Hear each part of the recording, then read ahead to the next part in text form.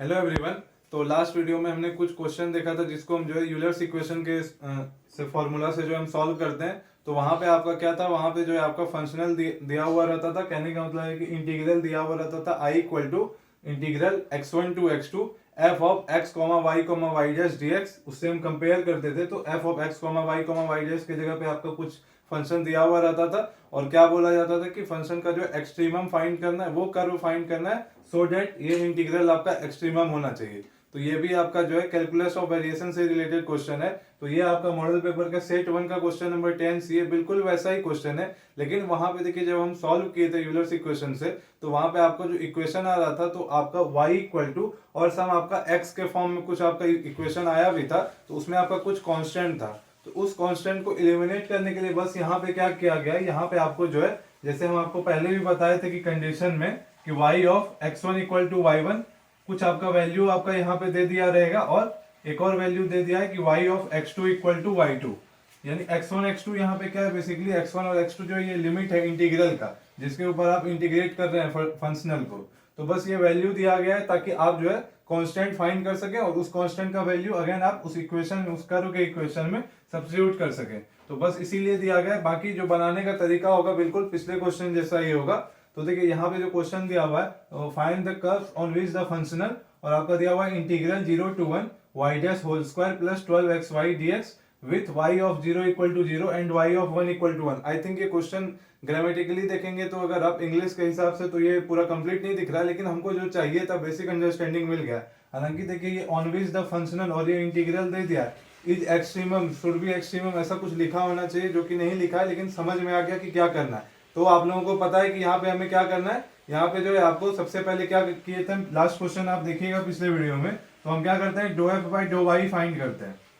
Dough f by dough y find करने से पहले हम कंपेयर करेंगे आप जो स्टैंडर्ड रिजल्ट था किसका, यूलर्स इक्वेशन का। तो उसमें हम किसके साथ कंपेयर किए थे, फंक्शनल के साथ। Let f of x comma Y dash equal to आपका क्या हो जाएगा, जो भी यहाँ पे लिखा हुआ है dx के पहले, तो ये क्या है आपका y डैश का होल स्क्वायर प्लस 12xy।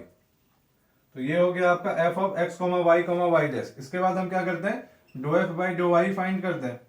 तो देखिए do f by dough y का क्या मतलब है कि partial differentiation of f with respect to y। तो सिर्फ यहाँ पे आपका y क्या है, वेरिएबल, बाकी सारा कांस्टेंट। तो देखिए y डैश का होल स्क्वायर है, तो इसमें आपका जो है y वाला टर्म है ही नहीं, तो y वाला टर्म है नहीं, तो इसका डिफरेंशिएशन क्या हो जाएगा, y के रिस्पेक्ट में पार्शियली 0, तो 0 प्लस, फिर देखिए यहाँ पे जो है आपका इसमें 12x यहाँ पे एज ए कांस्टेंट ट्रीट हो जाएगा। तो 12x इंटू, और यहाँ पे y का डिफरेंशिएशन y के रिस्पेक्ट में क्या हो जाएगा, 1 हो जाएगा। तो 12x इंटू 1, यानी ये आपका क्या आ गया 12x। इसके बाद हम क्या करेंगे, डो f by dough y dash find करते हैं।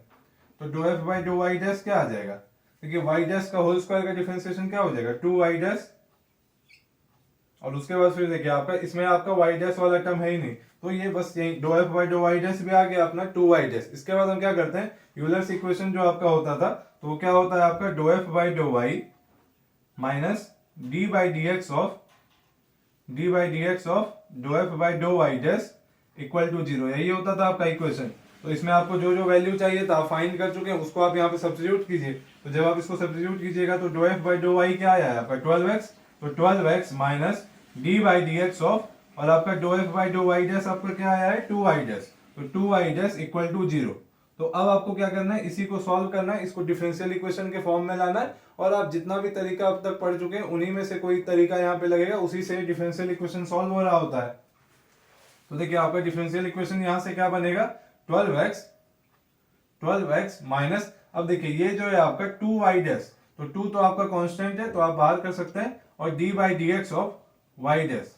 तो देखिए y डैश आपका क्या है, y डैश का मतलब है dy बाई डी एक्स। तो dy बाई डी एक्स को एक और बार आप डिफरेंशिएट कीजिएगा x के रिस्पेक्ट में, तो ये आपका क्या हो जाएगा d2y by d x square, और उसी को आप क्या कर सकते हैं y डबल डैश भी बोल सकते हैं, और ये इक्वल टू क्या है आपका 0।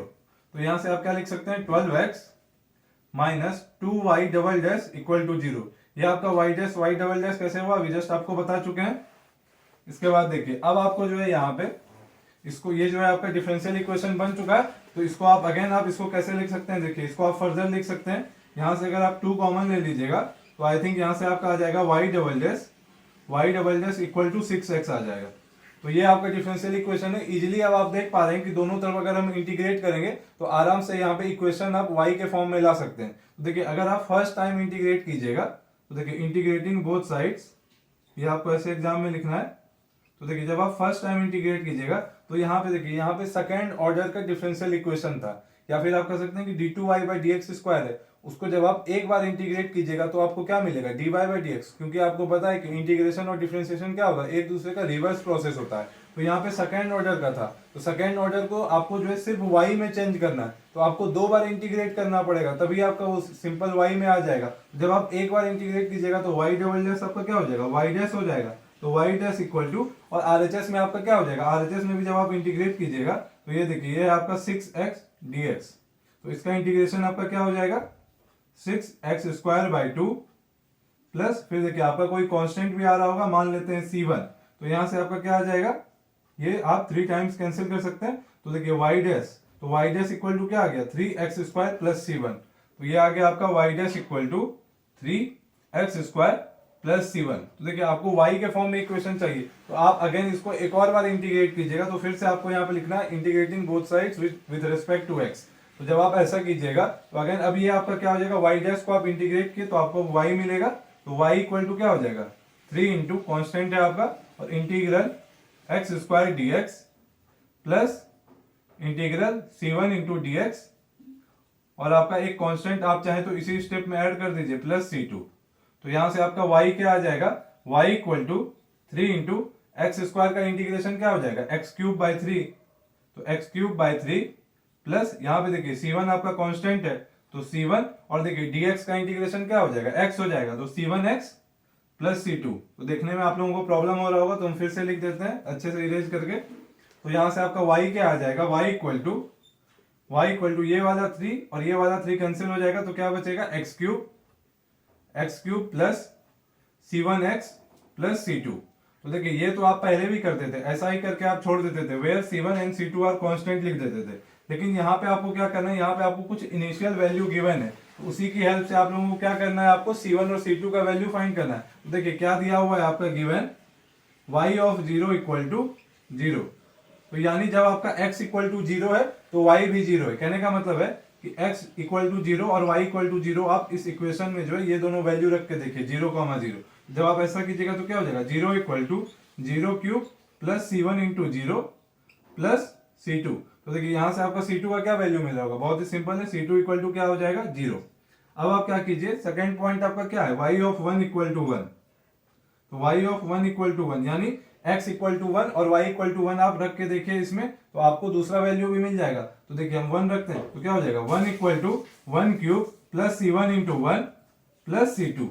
तो देखिए आपको पता है ऑलरेडी कि c2 का वैल्यू क्या है 0 है, तो ये यहाँ पे हम डायरेक्ट इसको 0 लिख दे रहे हैं इसी स्टेप में, तो ये 0 हो गया आपका।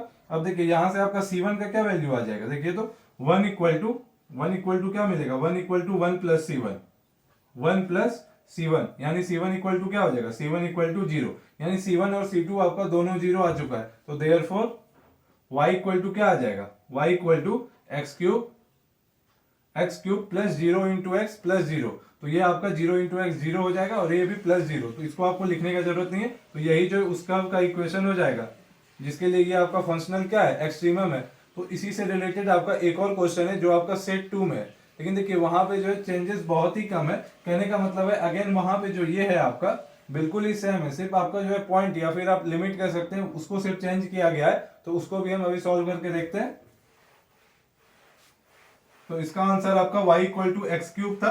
अब नेक्स्ट क्वेश्चन में देखते हैं आपका क्या दिया गया है, तो उसमें इंटीग्रल है 0 टू पाई बाई 2 और आपका ये फंक्शनल बिल्कुल सेम टू सेम वैसा ही है, और ये क्वेश्चन आपका 10C है सेट 2 का। अब ये सेट 2 का 10C है और इस बार आपका जो है इनिशियल वैल्यू जो दिया गया है वो है आपका y ऑफ 0 इक्वल टू 0 और y of pi by 2 equal to 0, y of pi by 2 equal to 0।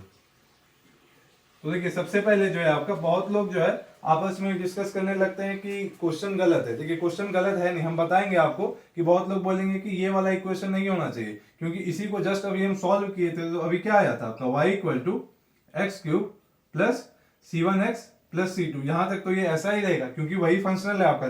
इसके बाद ही ना हम ये पॉइंट का वैल्यू रखे थे और C1 और C2 फाइंड किए थे। तो बहुत लोग अब क्या बोलेंगे कि देखिए आपका जो है इस इक्वेशन में कहीं भी ट्रिग्नोमेट्रिक टर्म आ ही नहीं रहा है और π/2 वैल्यू देने का मतलब नहीं बनता था, यानी यहाँ पर जो फंक्शनल है वो कुछ और होना चाहिए। देखिए वैसा नहीं है, क्वेश्चन कभी भी गलत नहीं होता है बल्कि आंसर गलत हो सकता है। इवन गलत क्वेश्चन भी जो है एक क्वेश्चन ही होता है। तो देखिए ये जो है आपको कुछ भी फंक्शनल दे दिया तो आप जो है इस पॉइंट के लिए भी तो C1 C2 अच्छा नहीं दिखेगा, उसको नहीं सोचना है आपको ज्यादा, लेकिन आप उसके लिए भी क्या कर सकते हैं, C1 C2 तो फाइंड कर ही सकते हैं। देखिए इस बार आपका पॉइंट क्या दे दिया है, y ऑफ 0 इक्वल टू 0 और y ऑफ π/2 इक्वल टू 0। तो उन दोनों की हेल्प से हम क्या करेंगे, C1 और C2 फाइंड करेंगे। तो देखिए आप क्या कीजिए, y ऑफ 0 इक्वल टू 0 रखिएगा तो क्या हो जाएगा 0 equal to 0 plus C1 into 0 plus C2, तो यहां से C2 क्या आ गया 0। अब हम क्या करेंगे, y ऑफ π/2 इक्वल टू 0 रखेंगे, तो x के जगह पे π/2 रखना है और y के जगह पे 0, तो क्या हो जाएगा 0 इक्वल टू π/2 का whole cube plus C1 into π/2 और प्लस C2 का क्या वैल्यू आया है 0। तो यहां से आपका C1 क्या आ जाएगा, देखिए तो C1 equal to I think आ जाएगा यहां से आपका माइनस π/2 का होल क्यूब डिवाइडेड बाय π/2, क्योंकि यहाँ पे आपका ये C1 इंटू π/2 है, उसको आप RHS में भेज दीजिएगा तो वो डिवाइड हो जाएगा, तो एक पावर आपका क्या हो जाएगा, डिक्रीज हो जाएगा, यानी π/2 का होल स्क्वायर और माइनस साइन भी है, तो C1 का वैल्यू आ गया। तो यानी आपका देयरफॉर y इक्वल टू क्या हो जाएगा, y इक्वल टू हो जाएगा आपका x क्यूब प्लस फिर देखिए C1 का वैल्यू क्या है, C1 है माइनस π/2 का होल स्क्वायर, तो आप लिख दीजिए माइनस π/2 का होल स्क्वायर इंटू x और प्लस C2, और C2 का वैल्यू क्या है 0, तो प्लस 0 लिखे कोई मतलब बनता है नहीं, तो यही इसका क्या हो जाएगा, फाइनल आंसर हो जाएगा। हालांकि देखिए पॉइंट आपका π/2 था, तो आपका कुछ ऐसा फंक्शनल का इक्वेशन देना चाहिए था कि आपका जो है वो कुछ, जब डिफरेंशियल इक्वेशन को आप सॉल्व करें तो आपका कुछ ट्रिग्नोमेट्रिक टर्म आ रहा हो, कहने का मतलब है sin x cos x जैसा कुछ आ रहा हो, तभी आपका जो है ये π/2 का मतलब बनता है, ताकि आपको पता है कि sin π/2 cos π/2 का उसमें वैल्यू फाइंड कर सकते हैं। देखिए लेकिन आपका जो अगर क्वेश्चन किसी ने मिसप्रिंट भी है, किसी ने गलती से सेम अगर रिपीट कर दिया तो उसके लिए भी आंसर फाइंड करना कोई बड़ा बात है नहीं। तो इस वीडियो को यहीं तक रहने देते हैं, नेक्स्ट वीडियो में कुछ और क्वेश्चन डिस्कस करेंगे आपका मॉडल पेपर से रिलेटेड। Thank you.